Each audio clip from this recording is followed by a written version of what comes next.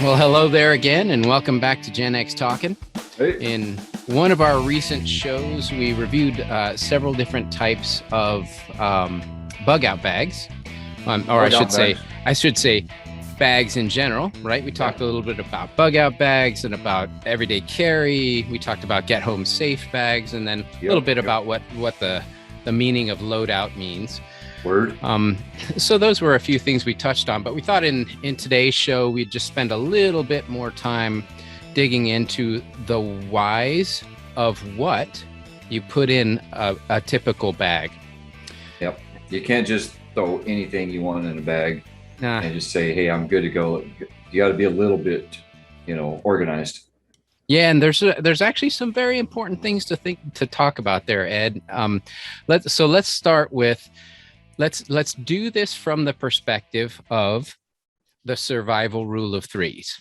So if anyone just goes online and does a search for survival rule of threes, there's a pretty simple way of looking at it, and that's the four main areas. Like, for instance, a person can survive 3 minutes without air, 3 hours in a harsh environment like your extreme cold, extreme heat, 3 days without water, and 3 weeks without food. So there's your four main areas. And so for today's, now there's a whole bunch of other things that people talk about, like 3-second psychological reaction time in a time of like security or taking care of someone's injury, like an urgent injury, or the 3 months without human interaction, like we had during COVID.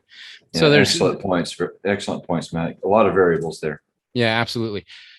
So there's a number of different directions you could go with that. But for today, for the episode, we're focusing on just those 4 main areas: air, harsh environments, water, and food.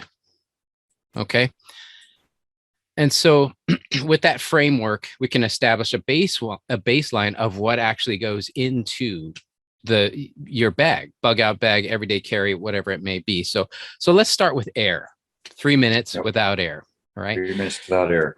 This could mean a number of different things. A long time without air. Yeah. My wife and I were actually talking about something the other day, and whether we were talking about heat stroke and a child getting locked in a vehicle.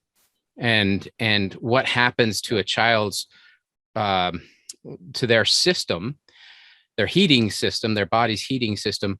It tends to go into overdrive, and a child's body can heat up 3 to 5 times faster than an adult. So usually if the outside air temperature is 80 to 90 degrees, usually within 10-15 minutes, the heat inside of that vehicle is basically close to death for a child. So it's really urgent to get them. But what came up during that discussion was what could actually be more urgent if a child is missing is look for pools of water first. Swimming pools, ponds, lakes, rivers, whatever it may be. Look there first, because you can't survive 3 minutes without air. So if you're in water, you only have 3 minutes to find that child, right?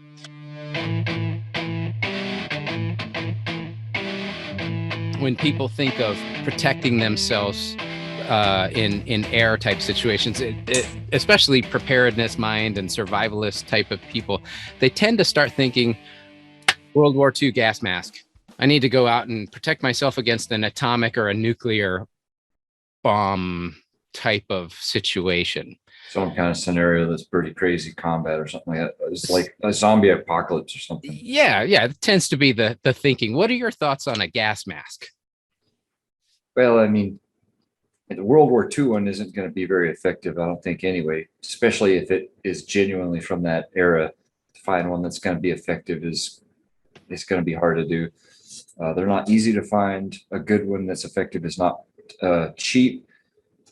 But the reality of it is, me personally, I think the only people that really need that most urgently are the people that would probably be thinking that some type of government or other force is going to come in and they need to defend themselves against something like that. I don't really think radiological, biological, and chemical widespread attacks are something that you're going to be able to prepare for sufficiently enough that a single gas mask is going to be effective enough for you. You're going to have to, if that is starting to become a looming threat, if it's, let's say it's in the news or whatever, like similar to the Cuba Missile Crisis or something like that, but it's some sort of nuclear, not nuclear as much, but biochemical.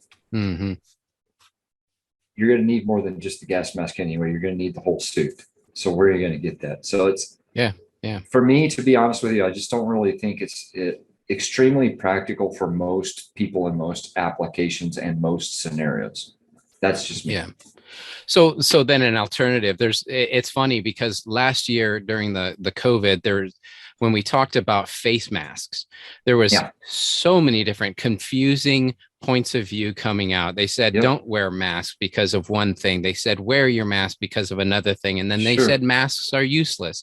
And then they said, you have to have double mask. And then you have to have an N95 mask. And so it was fairly maddening through all of last year and beginning of this year, all the frustrating communications that have come out. Sure. And that goes to show you just how certain the government is about a lot of things. And the scary thing about it is, in some countries like New Zealand, they want you to believe that their government is the only good source of information. And the government, in some cases, really doesn't even have all the facts. And some of the facts are rather disputable, or at least you can talk about them in most congenial atmospheres, but not in this situation or this scenario that you're talking about, because everything was just like, no, we're not having any discussion about it. Whatever we say goes, but we're going to just flip and flop on the issues, and you just have to trust us. Yeah. Trust is a difficult thing in some cases. Yep. Yeah. So one of the things that I thought from the perspective of a bug out bag or everyday carry or something like that, what I settled on during the whole COVID output, I was one of the buff guys, right? Where you can slide it down around your neck, like the Mission buff. I think I'll probably wind up doing a review on different types of small towels and buffs and things like that you can use for exactly this type of purpose. But it basically becomes a self-protection thing, not necessarily me stopping all my germs from blasting out to other people, but me when I go into and I think about situations like 9/11, where there's massive amounts of ash everywhere, and you saw people walking around with masks over their nose and mouth. And it was just a piece of cloth. It really was. They were just trying anything to try to keep some of the ash out of their breathing or their breathing system, right? So yeah, exactly. That's what they look like, and that's what I look like. That's what I looked like out in public every time I went out. I just slid my buff up over my nose, and I was comfortable for myself. Yeah. Okay. So just simply having some simple form of face mask can help with the most common possibilities. It's funny because one of the greatest benefits I thought of wearing that buff around my neck all the time is going into public bathrooms, because it usually smells pretty bad. And just being able to put that thing up and just smell my own breath for a little bit was actually pleasant compared to the other smells you might get. But especially if you're running through that one bathroom at the convenience store of Tisnos Pas. If you can get there when they have it open. Yeah, there you go. Usually locked or closed or whatever. It's usually locked or closed. Yeah. So the other alternative that I thought is, and gosh, I don't know if it was like this for you down where you are, but it was maddening when everyone was freaking out about face masks during the first couple of months of COVID. It was maddening that you couldn't find an N95 mask. Oh yeah, and just imagine that. I mean, yeah, if I've heard of a scenario where it appeared flawed by design, that one looked like it. Yeah. I So, mean, yeah. so I thought from the perspective of bug out bag and preparing our listeners for to be prepared. Now, what we had just, and it was strange because it was just as a matter of my typical preparedness type of stuff. I was doing a lot of like drywall work and I was doing a lot of other work in the house, you know, lumber, stuff like that. So I would wear masks fairly regularly around the house. Yeah. And I had a stock of about 10 of these N95 masks during that Wow. time. But I was thinking Wow. to myself, because everybody's making such big a deal out of this, I better go get some more because you never know when you might need them. And they only last Well, a certain amount of time, right? yeah, you had more on stock for what you're talking about than my wife Nisha did, and she's a nurse. Wow. Yeah. But then there was some aspect of being in the healthcare industry where eventually it caught up and they started preparing the healthcare industry a lot better than most of the others, or at least that's the messaging I have heard. Is that not true, or what was Well, happening from hers?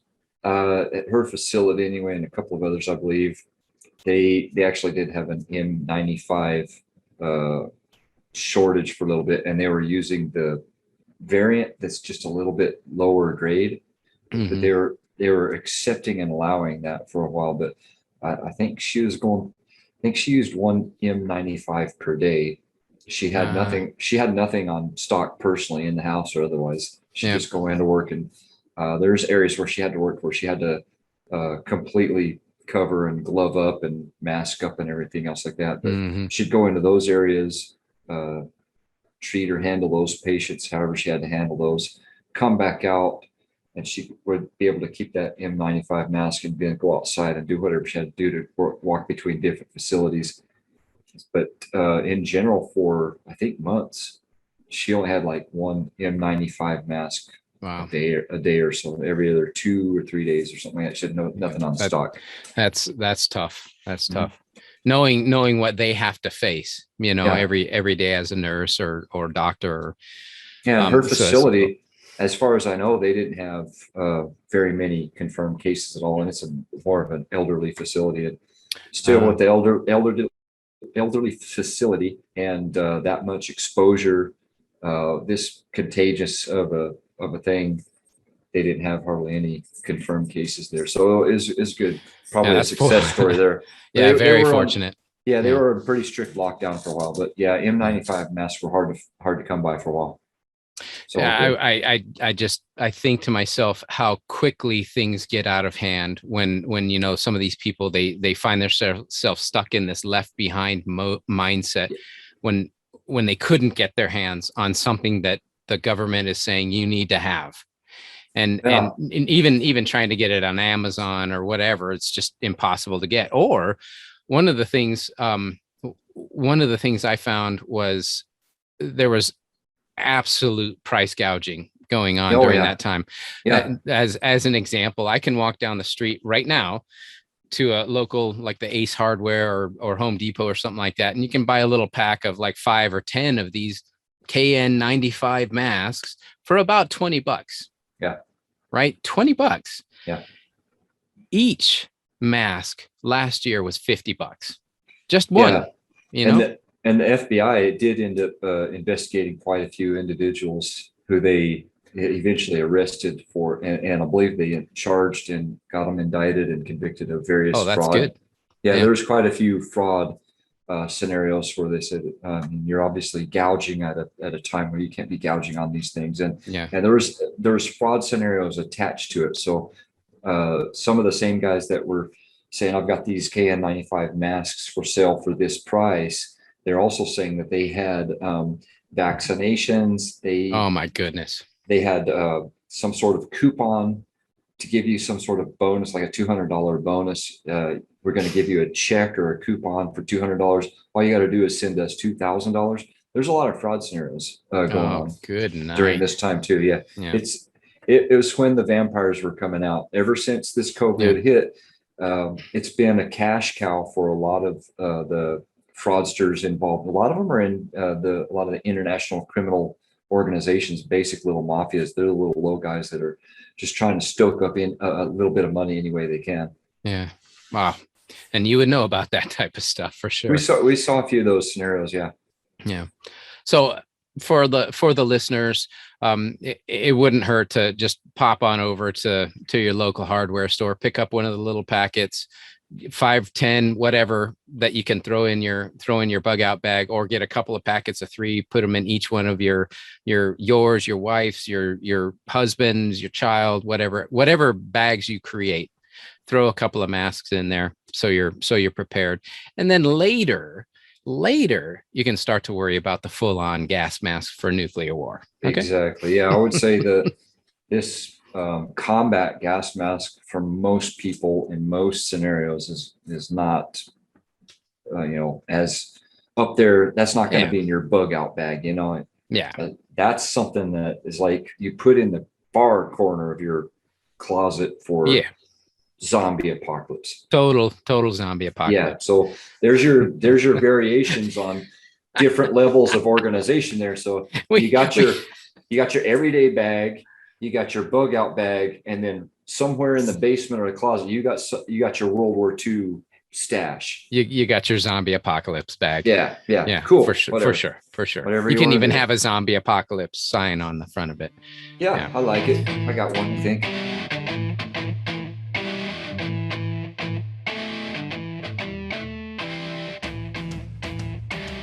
It's all right. So let's talk a little bit about harsh conditions. So the idea was 3 hours in harsh conditions, and generally what we think about here is we think about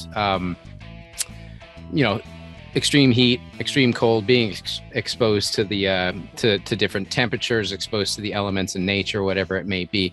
And you may think to yourself, that's not necessarily typical if I'm at home. Right. But the objective is if you have something in your bag that will protect you from the elements, and I'm going to use another term, and that's shelter. Yeah. Because if you have some type of shelter, whether it's a tarp, a tent, a covered hammock, or something like that allows you to be up off the ground, that allows you to be in a somewhat protected and warm environment, then you're so much better off in just about any type of extreme condition. Correct. Right, you are, Matt. Right, you are. Yeah, whether hot or cold. So, but it also becomes more of an exercise in knowing what surroundings you could potentially be in, right? And that comes back to some of the other things we were talking about in the last show, and that's knowing what your risk index is of your area, knowing we're in the middle of summer now, and the potential of there being extreme heat in a particular area, and maybe your car breaks down, you're stuck out on the road with 95-degree temperatures and 100% humidity out here in the East Coast. Easy scenario. It's going to happen. It's not if it's going to happen. It's when. It's probably when. That's right. Whether it's gas or a tire or whatever it may be, that something happens in your vehicle, and it's an awful bad surprise when it happens. So just have something available. Understand how you can use different pieces of equipment that you can easily put into a bag that can protect you during those situations. So in colder weather, it could be something as simple as a heavier coat that you throw in alongside your backpack or your bug out bag. Yep. It could be an insulated Bivysack. What are some of the things that you've seen in your environment, Ed? Well, in general, in mine, like I said, I've got the Poncho and Poncho liner. So that almost covers you almost any time and anywhere, whether it's hot or cold or just really windy. If you're out in the desert, you put up a little lean-to and you can get under there and protect yourself from the sun. And you want to do it in a way where you get a little bit of a breeze and you can stay in the shade a little bit and a little bit cooler. Dig yourself a little bit of a trench in there, whatever, try to set something up, maybe like a hammock or whatever. Excellent point. A hammock, if you can find a way to secure it, balls up in a space about this size. It's very easy to put it. Yeah, it's very easy to put in a bug out bag. Mm-hmm. Then you got your poncho, and it can protect from wind, rain, and sun, those types of things. If it's cold, then you got your poncho liner.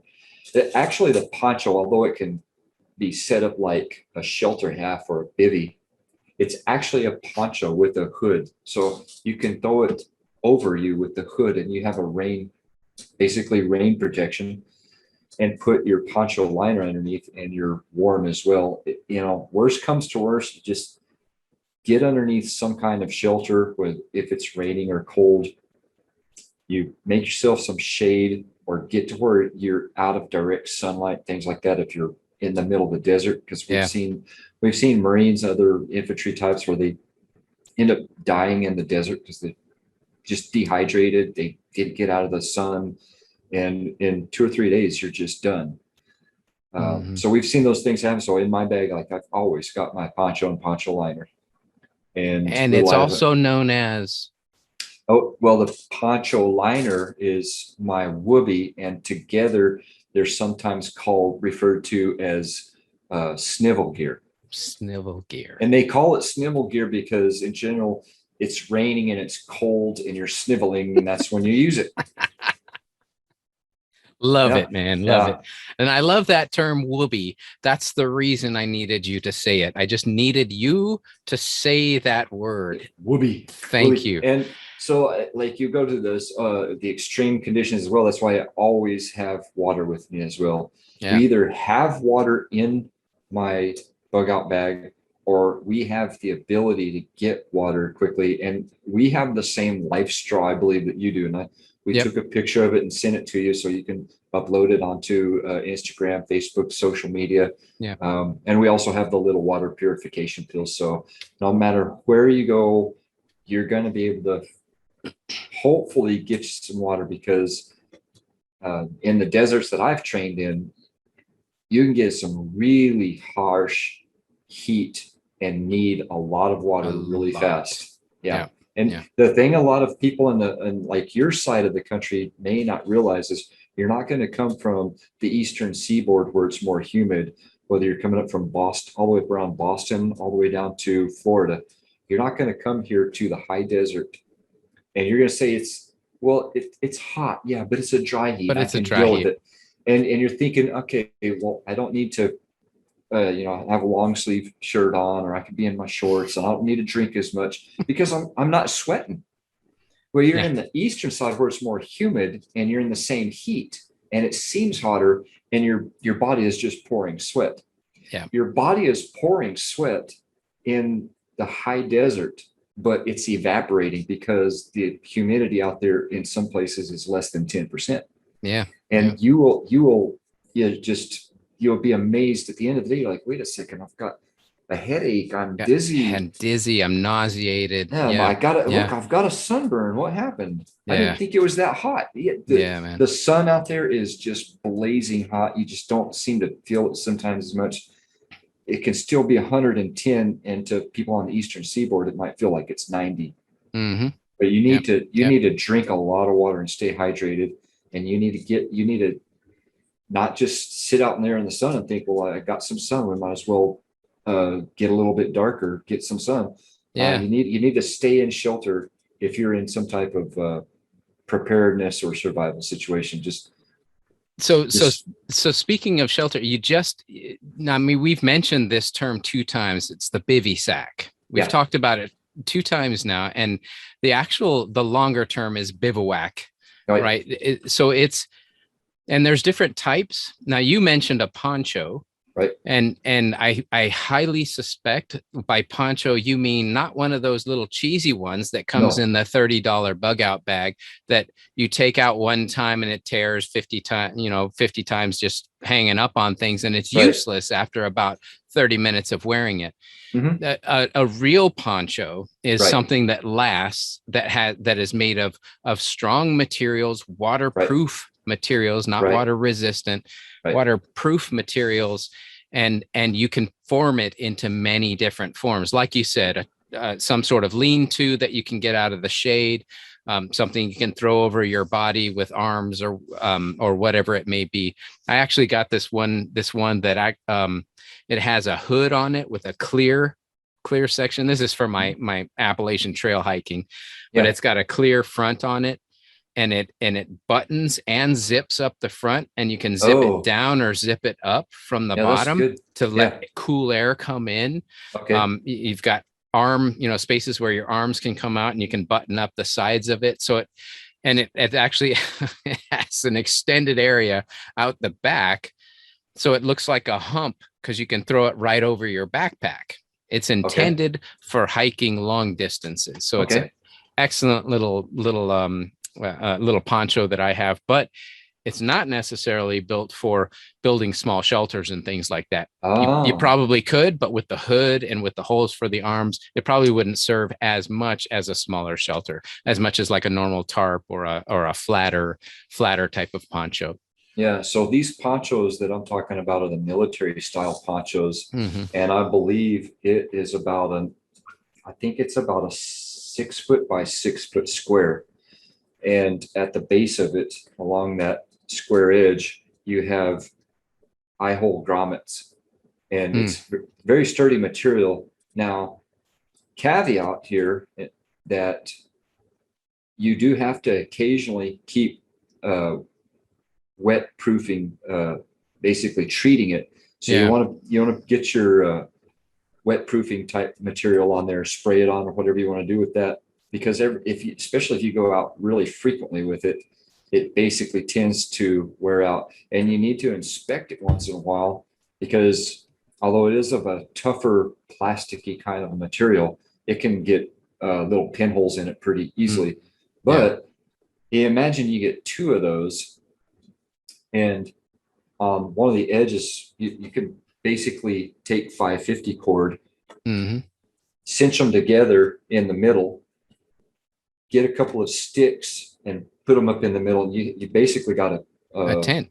A tent. Yeah. And then you've got the other grommet eyelets. You can put other 550 cord in over here, tack it down as if you had tent stakes, put them down in there. And for all intents and purposes, it can work. We would use that. Like the Marine Corps is like almost like French Foreign Legionnaire type level of Spartan light infantry survivalism. We don't go out for 3 weeks or so in a huge GP tent with TVs and electric fans and stuff like that, with bunk beds and wooden floors like I saw in the Army.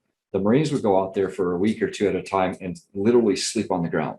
Yeah. Or just in a either a sleeping bag or whatever. But there's various training and various levels. You learn, experience a little bit here and there, how to do things differently here and there. And for all intents and purposes, that's why I'm a big fan of the poncho and poncho liner, because it's so small, universal, lightweight, easy to carry. Stuff it in your bag. You've got potential shelter, waterproofing. You can wrap everything up in that poncho, and it's basically waterproof. So it's an all around. I still have another military grade waterproof bag that I put everything in. Trust me, man, I learned that lesson the hard way in the Marines too. Like, you go out, the next thing you didn't put everything in your waterproof bag. Everything is wet. It sucks. Especially if you're in the Philippines. You're in the Philippines out in the jungle and it rains for over 3 weeks straight. You're just done. Your whole body is a pickle. Yeah, it sucks. Yeah, man. So the bivouac sack, or the Bivysack, as people call it, this is more of it's almost like a sleeping bag, but it's just one layer, and it's generally waterproof. The reason I say generally waterproof is my experience. I don't know if it's the same for you, but when camping, when hiking, when doing whatever you care to do out in the forest, when I have attempted to use Bivysacks, I would get overheated inside of it, and so condensation would form, and then my bag, my normal sleeping bag inside, would get completely drenched from the condensation. By the morning time, my sleeping bag was a mess. So that was not the greatest experience. I believe that the intention of the Bivysack is as emergency purpose, and you're not necessarily putting any sort of other liners, anything else inside. It's intended to keep your body out of the elements and keep you basically warm or cool, depending on how you look at it, and depending on what the scenario is. So, any thoughts on a Bivysack? Well, it's funny. We could go back on that one too. Some of your earlier statements on that, like, what do you like to do in the forest? I like to fish. Yep. If I find a stream, I like to fish in the forest. But it's just so any fans, family, friends, whatever, if they're listening to this, so everybody knows, my big thing about preparedness is to try to keep myself as comfortable as possible, because I'm big into that lately, because I personally, this is just me and my mindset. Mm-hmm. I put in the time in those infantry groups and stuff like that, and I've slept on the ground enough. I'm 52 years old now.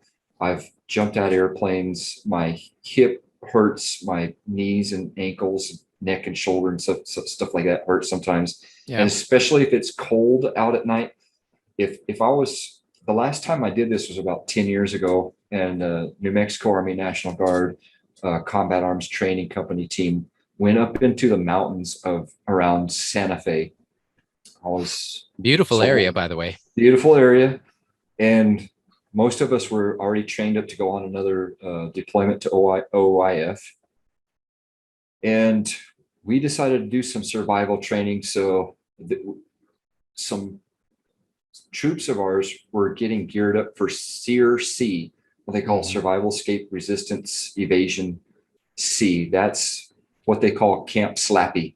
That's where they can actually hit you as hard as they want with an open hand. I've heard of them knocking out teeth, et cetera, et cetera. Yeah, so it's a hardcore survival course. They asked me if I wanted to go through it. I said, look, I'm not a special forces level troop anymore. I really never was. We're not doing that type of mission in OIF right now. I don't want to volunteer for SEER level C, but we went out there in the Santa Fe Mountains for a couple of nights, and I believe the overnight temperature, this is like February or March, so the overnight temperatures were, I believe, under 30 degrees, and I'm sleeping on almost rock hard ground. I think I was 42 or so at the time, and I would wake up in the morning and just in so much joint pain, it was unbearable. Yep. So for me, preparedness, the Bivysack, things like that, that's hardcore. That for me right now, that's more hardcore, almost like survival. It's not preparedness as much as like, my goal is to try to stay as comfortable as possible. So I'm going to try to keep, good point. Yep. Yeah. So I'm going to try to get to somewhere where I'm going to hike. I can hike almost all day. I take a break here and there, and it doesn't matter the elevation or anything like that. Once you get acclimated to the elevation or whatever, it doesn't matter how much weight you got on. I can go up to probably 55 pounds if I train up to that for a few weeks. So I can hike. The problem is at night when I go to sleep, I'm going to want to sleep on a cot or something comfortable. Yeah. So I have to have something like that prepared. So this Bivysack concept is like almost like a last chance belt. It's I'm only going to rappel off of this last chance belt with 550 cord. Last chance, like this is the last ditch effort. Absolute last resort for last sure. resort. Yeah. So I'm not going to be in a Bivysack sleeping on the ground unless there's some dire situations going on. That's just me. Right. Now, your younger crowd out there, before I turned 35 or so, I already been through air assault and airborne and all that.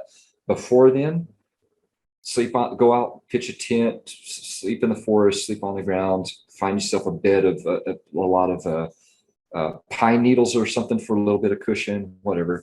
I could do that. Nowadays, I'll just be honest. My body is not very capable of doing that. It can if it has to. I'm going to wake up in the morning. It's just extremely sore though. I just know that. There was this reminds me of a story. There was I was on about a 5-day Appalachian Trail section hike, I was going through Georgia and I met up with these two guys. One was a, younger guy, probably in his mid 30s. One was an older guy, mid 60s. Mhm. And we said, okay, hey, we're hiking along pretty well. Just we would pass each other and then, kind of back and pass each other or pass each other back again. And the older guy, we got to one shelter. We said, Mhm. okay, we'll just hang out tonight. We'll stay in this shelter. And he broke out this like 4-inch sleeping pad. Oh yeah. And I can't remember the name of it. I think it was from Big Alps or something like that. And it's called the Big Agnes, I think was the name of this sleeping pad. This Yeah. thing is massive, right? So it was like 4 inches thick. Easily 4 inches thick. Now it Wow. rolls up, and it's Was it? inflatable. Yeah, I was gonna say it's inflatable. Yeah. So it shrinks down, but So that's something I've got something similar to that. But yeah, even that, I mean, you have like an air mattress, and you really want to bring out an air mattress. That's still yeah, that's not yeah. in your bug out bag. No, That's like a no. survival situation. Yeah, That's in yeah. your truck, maybe. Exactly. Yeah. The funny thing about this particular 4-inch air mattress that he brought, it took him a little while to pump it up, but Oh yeah. every single move he made was Oh yeah, yeah. all night long. Oh, I mean, it was just constant. So you can hear Oh man, every like if he was rolling around, you can hear that you stuff, and you yeah. can So hear everything, and I so would. that's Oh, that's it the was thing, and obnoxious. that's why young troops aren't issued anything like that. They get maybe just what they called an isomat. We used to, if you're on a gate, what they called a gator freighter, like a helicopter carrier or something like that with an Mm, amphibious group, and you go up to the flight deck. The flight, hey there, but what's going on, buddy? that's B. Well, She has to the say. hey B, oof. So the flight deck is a really rough non-skid surface. Mm. I mean, it's okay to do push-ups on it for a little bit, but if you're going to sit there and do a whole PT session for an hour doing like push-ups here and there and sit-ups here and there, we would bring up our isomat. That's one of the main things we ever used it for. Sometimes Is we that didn't like even. a yoga mat type of thing? It's almost like a yoga mat. Yeah, it's a little Okay. bit thicker and more firm than a yoga mat. But Okay. we used to throw that. It used to be standard issue gear in the Marine Corps infantry. I don't know if it still is, but they issue that because for tactical reasons. You're not going to bring out an air mattress. You don't have time to pump that stuff up, not unless Yeah. you're in the Army. If you're in the Army and you're going out for months Yeah. on a field training thing, and in those training scenarios that they do for the Army, they do actually take sometimes like different units at different levels. They take weekends off, they have evenings off or whatever, and they do field training for months. But they're going into a 20 by 20 GP tent with a wooden floor, uh, bunk beds, air conditioning. They have electricity going in there and things like that. And on their bunk beds, they have actual mattresses, or they can bring in an air mattress. I've seen that bought in. They Yeah. actually call in Domino's pizza to the Oh field. my It's goodness. it's a different training environment. We're not talking Yeah. about like Rangers or anything like that. And let me back up and preface as well, or caveat that if anybody's listening and they're like a 60-year-old CIA jackrabbit that can still do ninja rolls and stuff like that, and you've been through the Q course and Halo and all that stuff, and you're thinking, oh, you young little whippersnapper, you're only 52 and you're whining about your ankles and stuff. Look, I get that there's like 1 in 1,000 of you guys out there Yeah. that you can get into your late 50s or 60s or something like that, and you can still go out with a paramilitary group with other government agencies out to Pakistan and go hunt people. Mm-hmm. Not all of us can, and I'm just saying I'm not one of those guys that can do that. My body, I mean, if it's a survival situation, you got to do what you got to do. Yeah. But Right. Right. to go out there and have fun, or say it's a preparation, your preparedness, and you know we need to bug out for a few days, so I need to sleep on the ground. No, if we need to bug out for a few days, I'm going to try to find a hotel or something, to be honest with you. Very, very true, right? You go Right. camping, you go hiking the Appalachian with me, Matt. At the end of the hike, you can hike all day. I'm going in a cabin or something, I'm just telling you. That's why I haven't bugged you about it, Ed. I get it. I get it.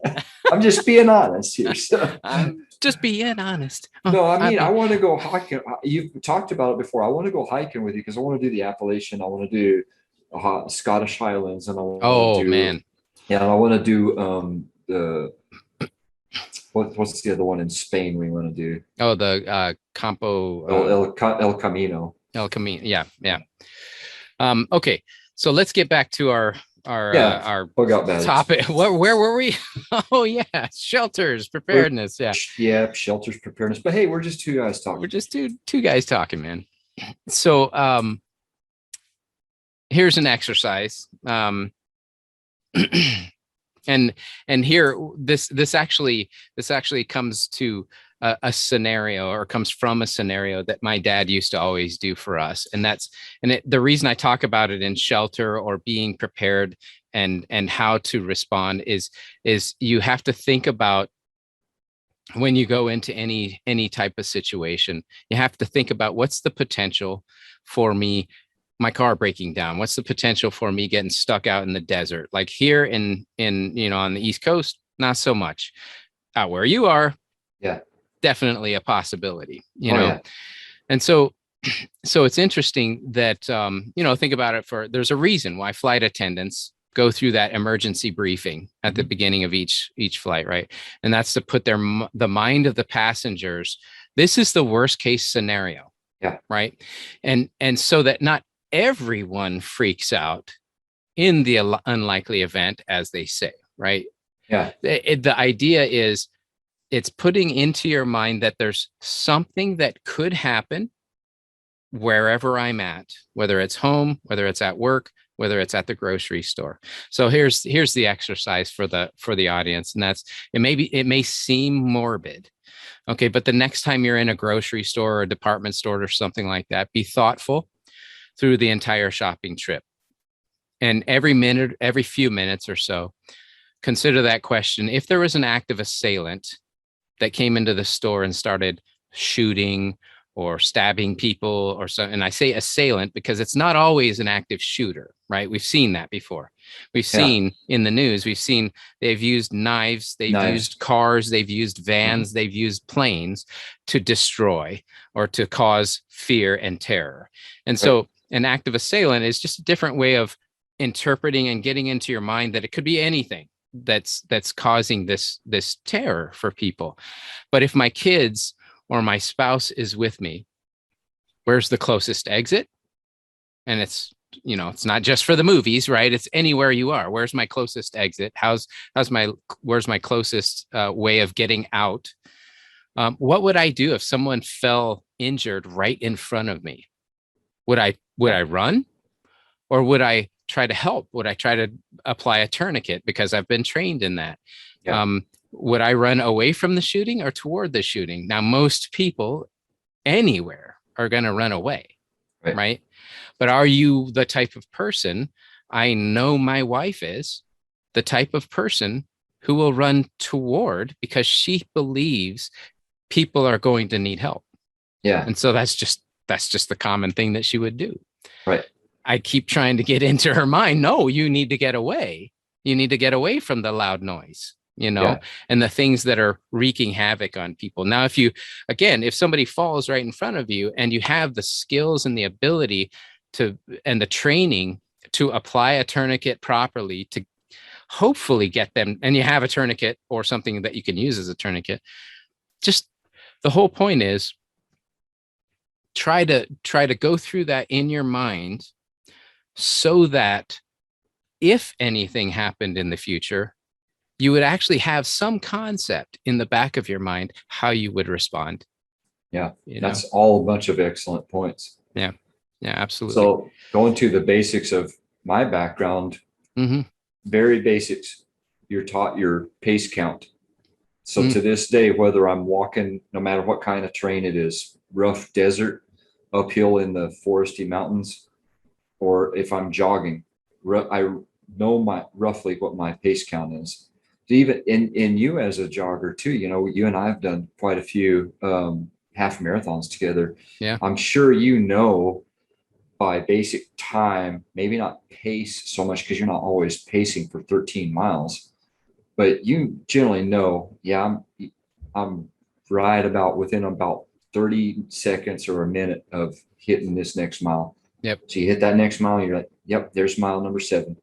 And you're going. So you train that way to this day. To this day, I know my pace count roughly. And to this day, one of the little quick video snippets that I put out as a quick intro was leadership training and psychology and an introduction to acronyms. Some of the acronyms are for survival, the acronym survival. Yeah. So one of the acronyms is for leadership, JJ did tie buckle. One of the acronyms is for first aid, like know your types of wounds, abrasion, puncture, avulsion, incision, laceration, and burns, different types of burns, how to treat those. And baby steps, you learn a little bit, and you say what you will about rote memorization. And the Marine Corps was bad about it. They made you memorize by rote certain things. And to this day, by rote memorization, 30 years later, I still know some of this stuff the way they taught it. And at the very least, it's something you can fall back on. You fall back when it's like you play the way you train or practice. Yeah, right. And if you train or practice baby steps of basic skills, when it comes to something really happening, you get a flat, boom, you pull off, you grab the wheel to make sure you're secure in the vehicle, ease off the side of the road, make sure you're clearing traffic. You don't panic or freak out. You get off, you're off the side, you know where your tire changing equipment is, you got a spare full size or donut, go out there, and it shouldn't take you more than half an hour. I mean, if you're missing a piece here or something there, something like that, it might take a little bit longer. Yeah. Go to the grocery store, the scenario like you said. What happens if this? Do I run out the back, out the stock area where their loading docks are? Right, right. Am I alone? If I'm alone, maybe you do something like that. Am I alone and they're hunting me because they think whatever they think? Because maybe sometimes they saw me talk about them on a podcast or on a YouTube video. Yeah, something like that. Because some of those mass shooting scenarios or whatever, actually very rare, that they're just random. I don't know what the Las Vegas shooter was going after, but most others, they hit some other targets because they were targets of opportunity, but they were going after somebody. They're like the post office dude went in there. The guy that attacked at one of the post offices, he went in there. The guy that attacked, I think in El Paso Mall, he was going after somebody, and everybody else is just at the wrong place at the wrong time. But there's chances where sometimes they're after somebody. So you got to look. Am I going to be a target of opportunity? Is somebody else getting hit in front of me? Do I go like you just said? Do I go over here? Do I go over there? Do I have an opportunity or window to attack them? Or what are they hitting us with? Are they coming in with a car or a van? In Oklahoma, this guy was fired from his grocery store and he went back in there with a knife. He had recently converted to another religion or whatever, and he went in there with a knife and cut his manager's head off. Oh, and then went after, this was about 8 years ago, went after one of the other people in the store, started stabbing at them, and the store manager owner actually had a gun and ended up shooting him. But it's America. The chances are extremely low and rare, but if any little thing happens, you get stuck somewhere, you're stuck in traffic, whatever the scenario is, you need to go through baby steps that you've done in training and apply it in real life and get through it. And get those things done, like you said. Yeah, excellent topics there. I would love to spend a whole show, a whole episode just talking about there's some newer concepts around how to deal with active assailant type of environments that I'd love to get into with you on one of our upcoming shows. So yeah, I'm looking forward to it.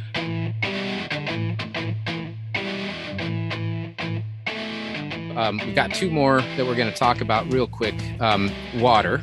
And the saying goes, you can last 3 days without water before you start to dehydrate too much and your body starts to basically shut down. Yeah, and you're going to be miserable in those 3 days. You're gonna, it's horrible. Even just after 12 hours or 14 hours of being without water, a person starts to go through some pretty heavy duty psychological things, and they start to become dehydrated, as we were talking about earlier in the show. More dehydrated, they start to feel nauseous, they start to feel their head starts to hurt. This is just a common thing that happens. And eventually, after a couple of days, your body just starts to shut down and say, you can't operate. You're supposed to be, what is it, like 80% water or something like that? Just a massive amount of water. And you can't function without replenishing that water. They say you should at least have a gallon of water a day. Yeah, at least. Think about, this is one of the things that if you go to work, you're sitting there, you're drinking some coffee in the morning. So there's a little bit, but that also cancels out the quality of the hydration you're getting, because caffeine tends to dehydrate you. Right. But you're drinking some other things through the day. And think, for the audience out there, for our listeners, think to yourself, do you really drink a gallon a day? Try it sometime and see how much more often you go to the bathroom. Oh, yeah. Especially for us Gen Xers, when the bladder's getting much smaller. Yeah. And that comes to a couple of points that you mentioned. We're talking about harsh environments as well. And there's things that if you haven't experienced it, a lot of people, whether you're in the forest or in the desert, those two areas there, number one, there's a lot of flies. And the flies are extremely annoying. And I'm talking like not just buzzing in your face. I'm talking sometimes there's big flies. They're thick as thieves. They're all over the place. They're depending where you are, what time of year and everything else like that. And some of those flies are deer flies or horse flies that are actually biting you. Freaking killers. Yep. Yeah. So you have all that going on. Plus, just try being out in the environment and just being about a day and a half without water. Not only are you going to start to be so miserable, you're going to I always get a headache. That's almost first right off the bat. Yep. But the next time, whenever it is that you do have to urinate, it's just a little bit and it comes out really hot as well. So there's a lot of things that are just uncomfortable about this scenario and unpleasant. And what you should want to try to do is have water, drink it. Yeah. And have water, find a way to get water. Yeah. Find a way to get water. And that's one of the things we'll cover in further detail in some aspect later as well. But go for it, Matt. Yeah. Another big episode. I think water itself, finding water, being able to get water in the desert, from the sand, from different plants, different scenarios. That could be a whole nother show. So I'm so excited to talk more about these different areas. But for now, let's dispel a couple of myths. Okay, let's do it. So first of all, to store water at home, right? One of the things that I remember I used to hear all the time on different preparedness type of broadcast or prepping shows, doomsday preppers, is after you've drank that 2-liter bottle of soda, just fill it up with water, stick it on a shelf, and you've got your stock of water starting to build up. So every bottle of soda, put a bottle of water, and over time it just builds up. So I did that for a while, and I started to realize that after a while, the water starts to taste nasty. Yeah. And one of the things is, can I just fill up my 2-liter bottles of water and I'm prepared? I think there's one thing to be careful, and that is there is a way you can do that, and that is adding some little drops of bleach Yep. not a whole bunch, about 6 or 7 drops of bleach into a 2 liter bottle. And what that'll do is that'll get rid of all the garbage, right? All the stuff, the bacteria and stuff that could have been inserted in after you've washed the inside of the bottle very, very well. You fill it with clean water. You put a few drops in there, and then you can store it. I would also recommend shaking it up just a little bit to get the bleach everywhere. I have water stored. Yep. I'm not one of those hardcore doomsday type preppers, but I have some water stored, and I think it's every 6 months or so I dump it. I just dump it all. Yeah. And then I rinse those containers out and just fill them back up again. And once you have that chunk of water for at least a few days, and in different scenarios, you want to apply different water rationing. So how long are you going to be out of water or whatever? Like during that Texas freeze this year, we were off and on water for almost a week. So there was a couple of days, okay, we didn't take a shower, whatever, no big deal. Yeah. But when the water did come back on, and our pipes fortunately didn't freeze. When the water did come back on, I was able to fill up some containers. So we had enough water, and I've got 2 Brita filters. So there's nothing wrong with double and triple filtering. If once it's sat there, well, let's say you haven't had a chance to, let's say this deep freeze occurred and it's been 6 to 8 months since I cleared out my water and refreshed it. Well, that water is going to taste nasty. Well, I've got multiple ways of filtering it. So I'm not going to just dump it because it tastes a little sour. I can still filter it. I can put a little bit of purification in and whatever, and it's still probably going to taste a little bit nasty, but if it depends on the scenario and how much you're rationing the water, and the water that you have saved up, what do you have it saved up for? Drinking, or do you have it saved up for camping and maybe camp showers? Boiling or camp showers, right. Yeah. Or flushing the toilet. The toilet. Now, if you're camping, are you near a source of water? Are you near the lake? Right. Are you near the stream or whatever? What is that water looking like? I don't like lake water. I don't like stagnant water very much at all. So I always like to camp closer to streams. That's just me. Plus, if you're just close enough to the stream and you can just barely hear that trickle a little bit, that helps me go to sleep. And then if I hear bears crawl or big old raccoons crawling around the campsite, it doesn't spook me so much. So one more myth, maybe. So there is a concept that water doesn't necessarily last forever. Okay, in its stored. One of the things we tend to do is I actually buy Deer Park, those big kind of square gallon jugs of Deer Park.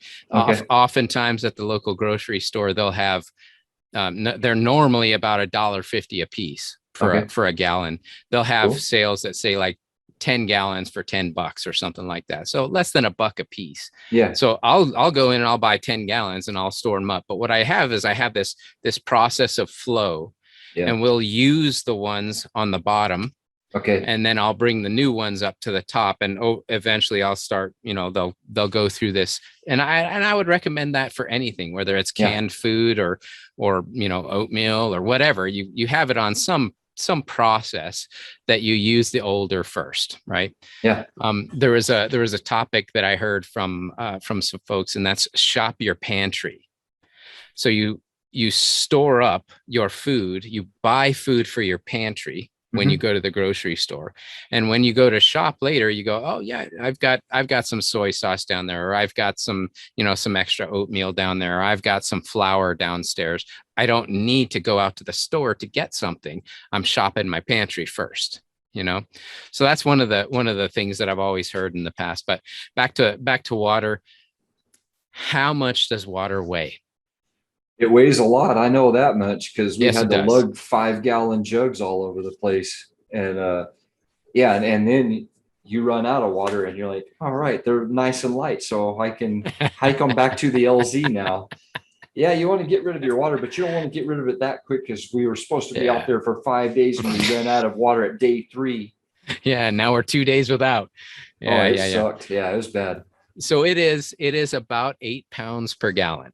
Okay. 8 pounds a gallon. So for me, when I do my longer section hikes, I have a 1 or a 2 gallon, I'm trying to remember, like a camel pack, camel hydration pack that I'll fill up. And I'm actually using not necessarily the life straw in that situation. I'm using an actual filter, and I'm filtering water into my camel pack. I'm trying to remember the other name for it. I can't remember. Camel pack. No, it starts with a D, darn it. Anyways, I'll figure it out later. Anyways, so I fill up my pack, or my water pouch effectively. So I get about a gallon of water. So I know I don't want to hike for 10, 15, 20 miles a day. Right.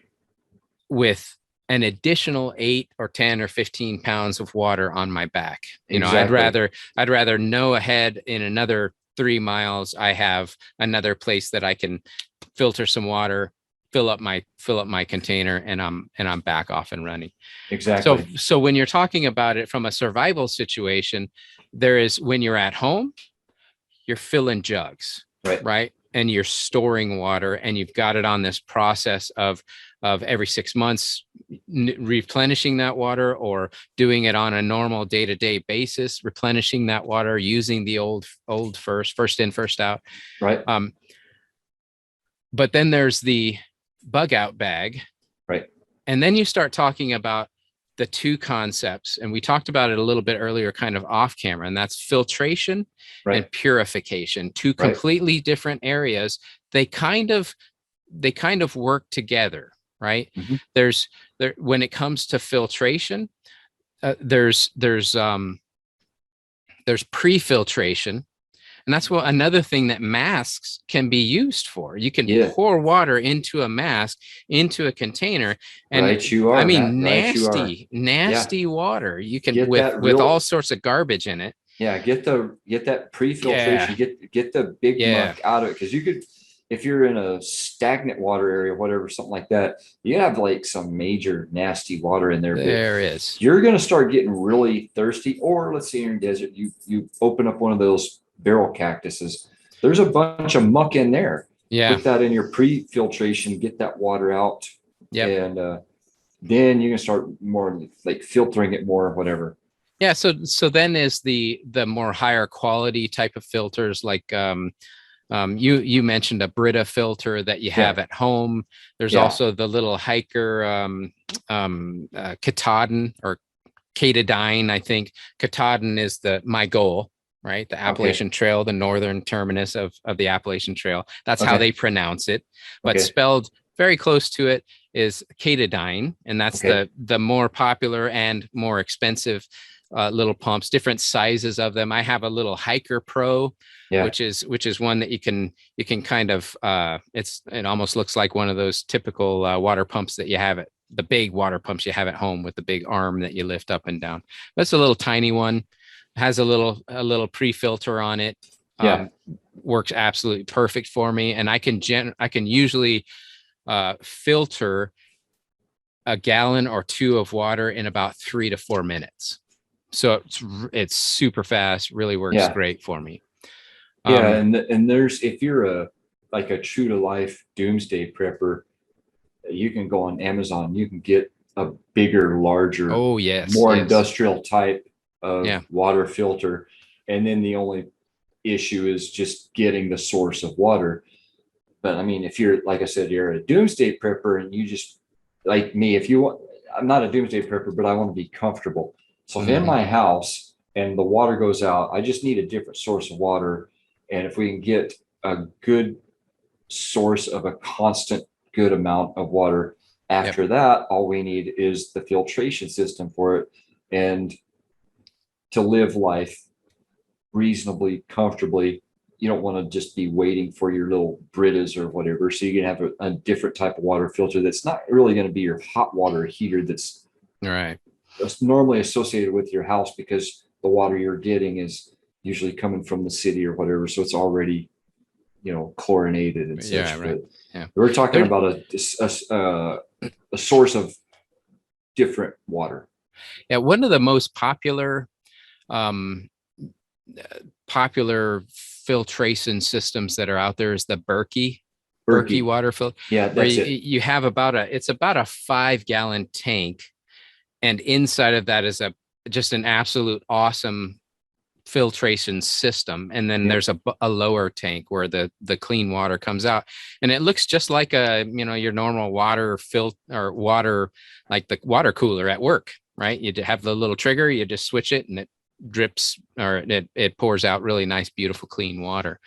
But there is an additional part of that, and that's the water filtration. It's intended to reduce the concentration of particulate matter, and getting rid of the particles, the parasites, bacteria, algae, those type of things, right? But then there's this other aspect, and that's purification. And you've mentioned multiple times, like we talked about earlier, bleach, which you're probably not going to bring bleach with you, but little filtration tablets. There's the I don't remember the name. Aquatabs, I think, is the one that I carry with me. There's an aqua. I can't remember. There's another name, but I'll bring along a group of about 10 or 15 of those along. Every single time I do a filtration, I have a gallon of water. Now I'll drop one of those tabs in there, shake it up, and not drink it for a half hour to an hour.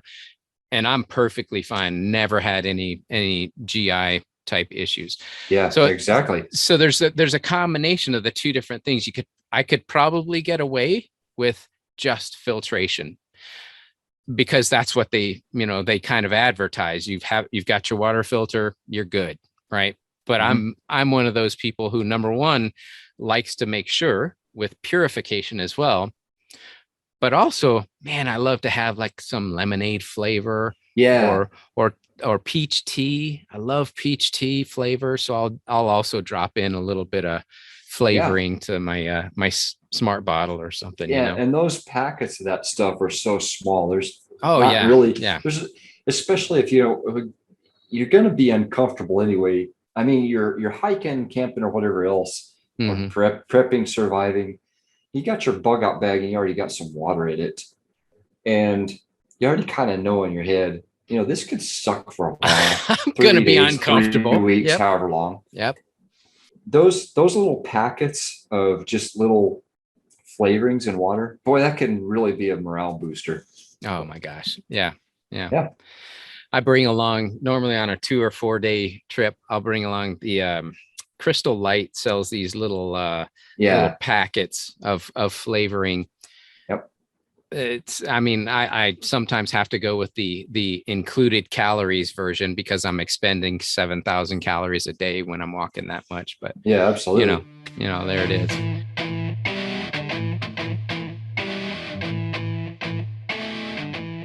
So last thing we wanted to talk about is food.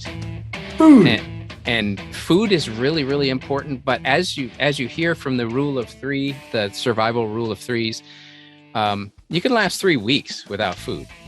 It's awfully painful. And same thing, you'll start to go through some pretty crazy psychological things when you're without food. But the important thing to remember, you can survive without food. But when it comes to a bug out bag or everyday carry or something like that, now, again, Ed, we've mentioned multiple times on this show, there's a difference between being comfortable in your surviving and prepping versus one of the recommendations I usually make, actually, in a survival type of situations is those little survival food packs. Yeah, sure. Not necessarily MREs. Those are pretty cool, but they're also pretty heavy. Yeah. But if you bring along the little, they're almost like, I think to myself, the Hobbit Shire. Yeah. And what Samwise and Frodo brought with them on their great adventure, right? When they went out, and they're bringing along these little patties of some type of wafer. Right. and you can buy them on Amazon, or you go to Dick's Sporting Goods or whatever it might be. They're just emergency rations. Right. Exactly. I think the last time I read it, it was something like 3,800 calories in a pack of 4 of these things. That's a massive amount of calories that can let you live for days. Yeah. And right? there's the one I had last time was almost like a granola bar, but it's very dense. Super dense. Yes. Super dense. Yes. And it's almost like you're eating just a chunk of sand almost, but it's flavored. If you drink a little bit of water with it, it's great. But anyway, those things, they're small, lightweight, pack them in there. Now, I ran out of mine and I haven't got any since I can't remember when. So I do have Belvita and Belvitas. Those are good. And some granolas, just a couple of them in there with a couple of things of water, things like that. Mm-hmm. Bug out time comes, I can bug out if I have to bug out. But survival comes, I'm probably going to need to go get myself some more of those survival those emergency things. Rations. Yeah, absolutely. Those are good. That's good stuff. But they're sometimes hard to find, and they're not cheap either. No, for the size of them. You're absolutely right. That's why one of the things we could recommend for people who are just starting in preparedness, building their bug out bags at home, is do exactly what you were just saying. One of the things I do is we just went to Sam's Club today. Right. Yeah. And we came home. One of the things I do almost every trip is I'll buy, now we only go every couple of weeks or whatever it may be, but I buy a couple of boxes of those different types of granola bars, like the sweet and salty, or the Belvita cinnamons, or the there's a couple from oh my gosh, Gatorade has these huge Gatorade recovery bars. Oh yeah. They're like a meal. I think they're about 300 or 400 calories, but they are so tasty. And bringing those suckers along on a hiking trip, or now I wouldn't suggest you put it into a bug out bag for long term, because it's probably going to melt and get a little nasty. Right. But if you have it in your everyday carry type of thing, you use it as an emergency food, like I don't have time to go out to lunch when I'm at work, I'm going to just slam that thing down for lunch instead. And that'll give me basically what I need through the day. It'll help me to be mindful and not be worried about eating through the day, Yeah. So it's awesome. Yep. So there's food. Yeah. So we got food covered a little bit, and to get your mind off of food and maybe move from point A to point B. Mm-hmm. One of the tips or tricks that I used to do as a Marine corporal is when we'd go on those 26 milers, I'd have a little pouch full of Jolly Ranchers. Oh yeah. And I would run up and down my squad, and about twice an hour, I would hand one out to everybody, except not the cinnamon ones, maybe the more fruity ones. Gets your mind off things, keeps you motivated, keeps you moving.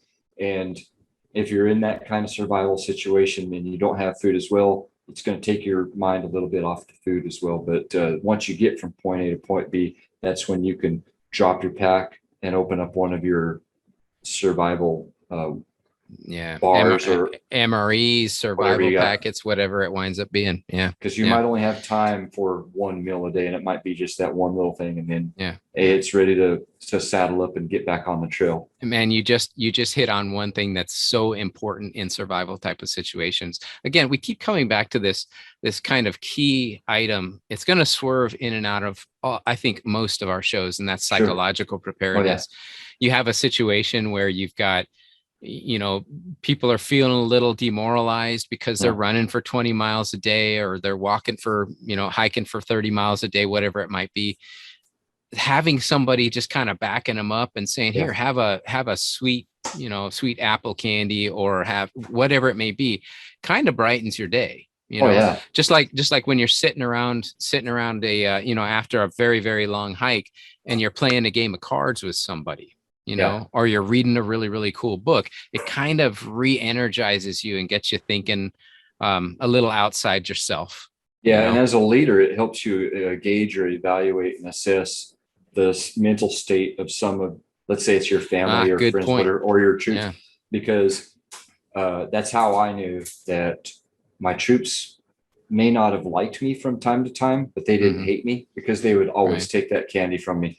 But imagine if you're going to everybody, you got 12 guys in your squad or whatever, and you're going there and all of them, but this one guy's like, no, screw you, Corporal Wasson. Don't want your freaking candy. Yeah. Yeah. So that's when, you got to kind of watch this guy, because it's his frame of mind. Where is he at right now? He's really miserable. He's not accepting of the situation. And this person is going to be somebody you want to evaluate and assess to make sure you can help them pull through it. Because whether it's a survival situation or a training exercise or hike, anything like that, you're only as strong as your weakest link. And if you're by yourself, then you ain't got nobody else to be accountable for or worry about. Yeah. But if you're with your family or a team, if you're not getting across the finish line together, if it's a survival situation with your family, not getting across the finish line together is really bad. It's scenario, not getting across the finish line. That's right. Exactly. Yeah, absolutely.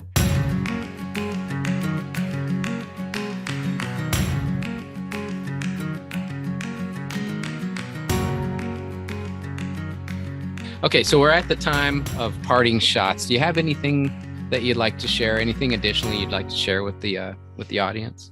Well, thanks for asking that. I don't have a really good parting shot for this episode. I really appreciate the opportunity to come on and talk with you and express these things and share our thoughts and views and opinions and little snippets of information. And what I would say is, I know from my experience, as soon as we get out there, just with everything going on in the world and American and politics and the news, the social media may be getting hit with people coming out of left field that aren't fans, friends, family, or followers or whatever. And we need to let those guys know that, there's a certain purpose for our podcast and everything else like that. And we know we can't please everybody all the time. We hope we don't offend anybody, but we can't be always on edge worrying about what we're saying and everything else like that. And we're not going to entertain a bunch of banner that's coming in on social media. We haven't seen it yet, but I'm just going to make that preemptive strike statement and say, hey, we're not going to deal with it. We've got a purpose here. I think it's good. I really appreciate us taking this opportunity to work together on this project. I think it's absolutely worthy and it's of merit and everything else like that. And we may not be some sort of KGB, Mossad, Spetsnaz, kamikaze, snake eating ranger, ninja, whatever, that is a subject matter expert and lived in the tundra for years and lived in the Vietnam jungle for years. And we're not a subject matter expert of everything. So, but I do think we do bring some things to the table of value. And I hope that our viewers and listeners can get a little bit of something out of this, or at least, if nothing else, they're beating the stress and beating boredom and hearing us talk about something that has some kind of useful instruction. Absolutely. Absolutely. I think you've hit the nail on the head there. There's a couple of things, parting shots that I would have for the audience today. And that is, remember your rules, your survival rule of threes. Take some time and look up a little bit more online and just find out some of those stories of people who have been through those struggles, what it feels like. You can see it on some of the shows, the survival shows, the Naked and Afraid, the Survivor Man's, Alone. There's different shows you can watch on these different history channels and such that will show you what happens. Yeah.